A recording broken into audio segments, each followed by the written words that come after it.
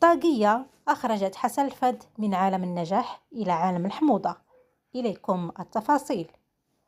وصف عدد كبير من الجمهور المغربي عبر مواقع التواصل الاجتماعي سلسلة حسن الفد لشهر رمضان الجاري، سلسلة الفد تيفي في جزئها الثالث، بالعمل الحامض الثقيل جدا، وأن الفد وقع في فخ الحموضة رغم تجربته الكبيرة في مجال التلفزيون والفن والكوميديا، إلا أن كل هذا التراكم من الخبرة جعل من عمله تافها جدا، وأصبح منتوجه أقل من منتوج المبتدئين أو التافهين عبر مواقع التواصل الاجتماعي من أصحاب الأفلام القصيرة.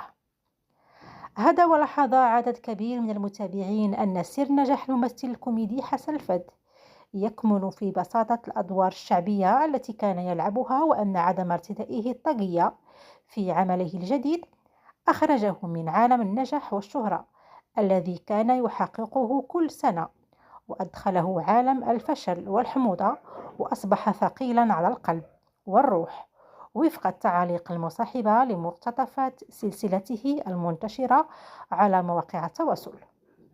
الفد كان يعتبر الفنان الكوميدي المتربع على عرش الكوميديين المغاربة بأعماله البسيطة الراقية التي تلائم ذوق جميع طبقات المجتمع المغربي وتنسب جميع لهجات المغاربة، كما ساعدته بساطة أعماله بالتوقيع على إشهارات مع شركات كبيرة جعلته نفس الشخصية البسيطة المحبوبة عند المغاربة تلقى قبولا متميزا وإقبالا على المنتج الذي يعرضه.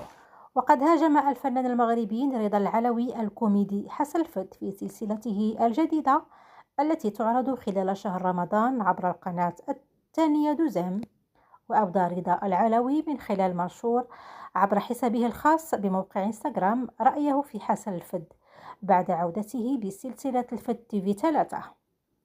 وكتب العلوي في تدوينته: كتحية طاقية كبور كدوخ ليك عزيز عليا وكنحترمك، ولكن هذه هي الصراحة.